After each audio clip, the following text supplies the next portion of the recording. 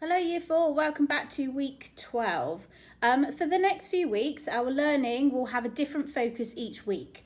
There will be no new mathematical concepts taught. Instead, you will be consolidating and broadening your understanding and applying your knowledge to different mathematical situations. There will be a variety of fluency, problem solving and reasoning tasks. All content will be based on the curriculum that we've covered so far in Year 4. I'm trying to aim for different levels of challenge for the task, so please attempt to do as much as you can. This week, our focus is on place value. So these are the objectives that we're going to be focusing on this week. Today, I'm going to be going through an example question for each objective, and then I'll be setting you your task. Okay, so starting off with identifying and representing numbers. Okay, first of all, I'm going to need my place value chart. I'm then going to use some concrete resources, okay, my place value counters, to represent a number. Okay, if you feel that you need place value counters at home, okay, obviously you may not have them, but you can just use anything that you have lots of. Okay, once I've made my number, I'm going to get you to pause the video and see if you can think of any other ways that you could represent this number. Okay, so these are some of the ways that I thought of for how I could represent this number, 3,672. Okay, so I broke it down to 3,000 plus 600 plus 70 plus 2, okay, and also 3,000s, 600s, 7 tens and 2 ones. Okay, you may have also thought about representing it pictorially or in another way, which is brilliant. So well done.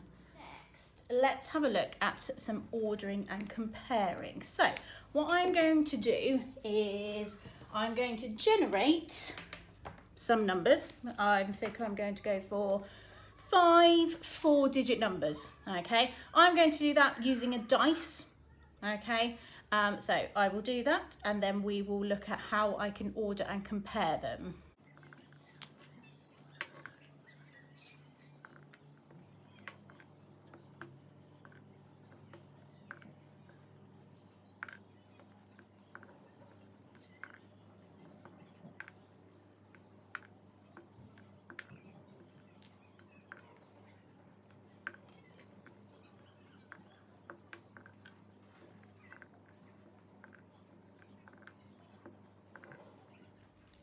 Okay, so now you can see the 5 4-digit numbers that I've generated with my 6-sided dice.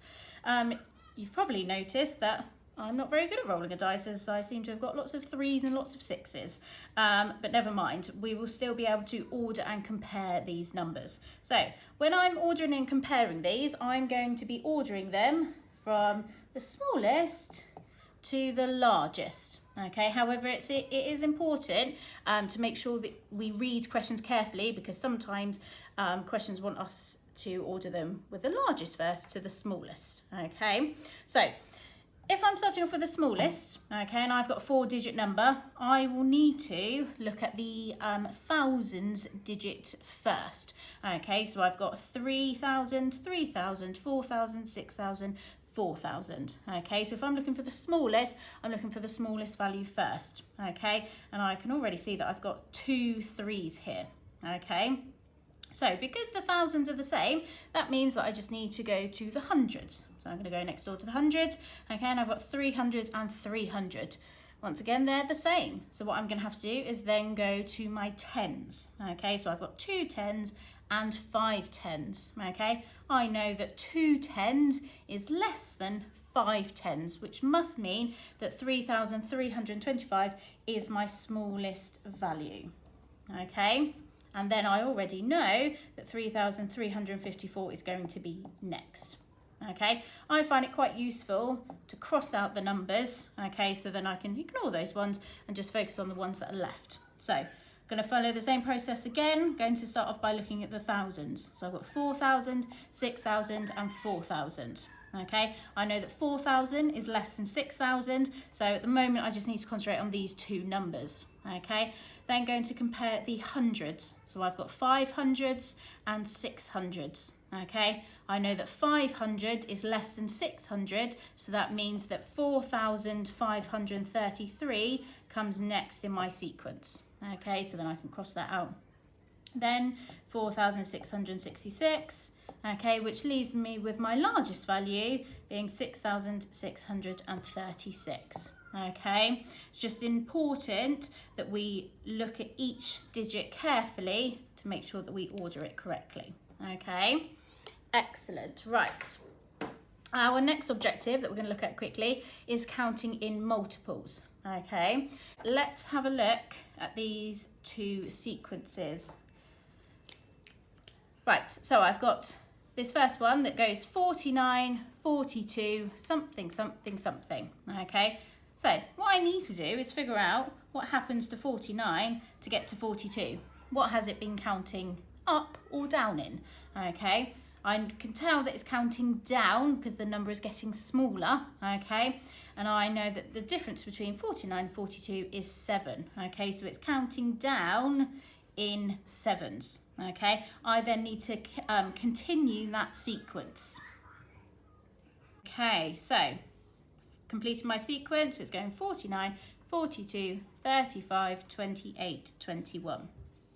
All right, second sequence is going 100, 106, something, something, something. Okay, so once again, the two numbers that I've got together, I can work out what the difference is, and it's going up in sixes. Okay, so I'm just going to finish off that sequence now for us, so counting up in sixes. Okay, excellent. So my sequence here is 100, 106, 112, 118, 124. Okay, so that's counting up in multiples. Okay, so now let's recap our knowledge on Roman numerals. So I've got the symbols ready for us. Okay, so I'm just going to quickly recap what those are. So our I, okay, represents 1. V represents 5. X represents 10. L represents 50. C represents 100. And D represents 500. Okay, and we sometimes see this, but mainly we're looking at these Roman numerals here. So hopefully you can remember that there are a few rules that we need to refer to when reading and writing Roman numerals. Okay, so for example, if I had number 4, I couldn't write that as I. Okay, because the rule is you can only use each symbol consecutively 3 times. Okay, so if I did want to show the number 4, I would need to put IV, okay, which basically means 1 before 5, and 1 before 5 is 4. Okay, so what I'm going to do now is I'm going to write out a few Roman numerals. I'd like you to pause the video, see if you can work out what numbers they represent, and then I will go through them.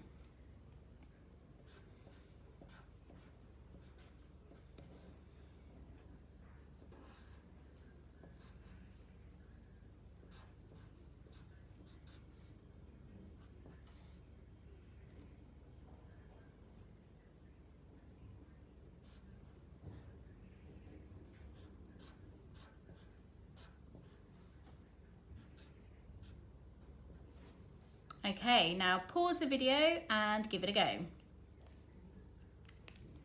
Right, so let's see how well you got on. So if I have a look here, so I've got X, X, V.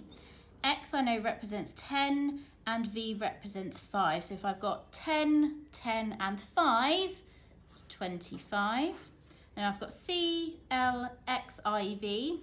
C representing 100, L representing 50, X is 10, I is 1 and V is 5. Okay, so I've got 150, add a 10, so 160, and then I've got my 1 before 5, so 164. And then finally, L representing 50, X, X, X, so 3 lots of 10. Okay, so if I add that on, that's 80. And then this time I've got V1. Okay, so V1, not 1, sorry, VI. Get myself confused there. So VI. So VI is 5 and 1, which is 6. Okay, so 86. Okay, so well done for giving that a go. Okay, next let's recap rounding. So before I show you some rounding, just need to remember, okay, the rules. So when we're rounding, okay, if the digit is 1, 2, 3 or 4, so 1 to 4, that means that we round down.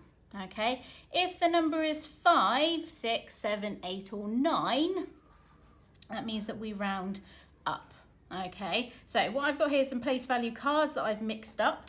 I'm going to make a 3-digit number just by selecting 3 cards. So I've got 9, 2 and 0.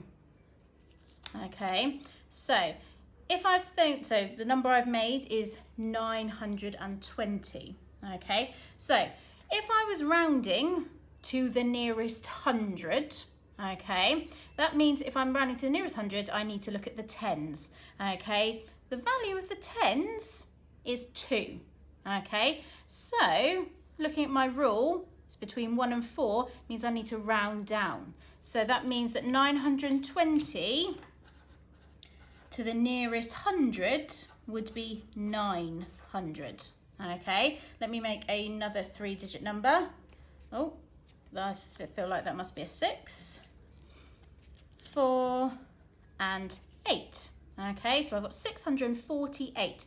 This time, if I wanted to round to the nearest 10, okay, I would then need to look at my ones digit. My ones digit is an 8.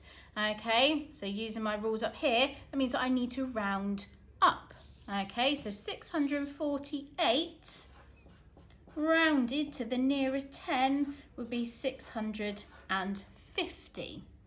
Okay, however, 648, if I was rounding to the nearest 100, okay, so this one is the nearest 10. If I wanted to round this to the nearest 100, okay, I would need to look at the tens. Okay, the value of the tens is 4. Okay, which would then mean that I round down. So 648 to the nearest 100 is 600. Okay.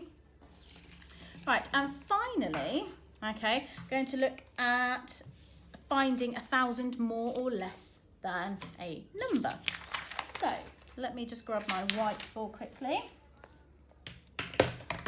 Hopefully you can see that now. So 1,000 more or less. So if I start off with the number 4,928, okay, and I want 1,000 more and 1,000 less. Okay, so 1,000 more than 4,928 and 1,000 less. Also 7,102, 1,000 more, 1,000 less. Pause the video, give it a go, and then I will go through it. Lovely, right, let's go through the answers. So 1,000 less, hopefully you got 3,928. 1,000 more, 5,928. 1,000 less than 7,102 is 6,102, and 1,000 more is 8,102. Okay, so the only value that is changing when adding 1,000 more or less is the thousands when working with a 4-digit number in this example. Okay, so I know that I've gone through lots of different objectives and questions today, but it's now your turn. Today's task contains 10 questions for you to complete, and a copy of it can be found on the Learning PowerPoint, and I'll be going through the answers tomorrow. Good luck! Should you wish to complete some mental maths today, please continue watching the video for the questions. You will need to look carefully at the calculations and decide whether to use a mental or written method. Remember to set yourself a timer for 5 minutes and to pause the video. Good luck! Now you have finished, continue watching for the answers.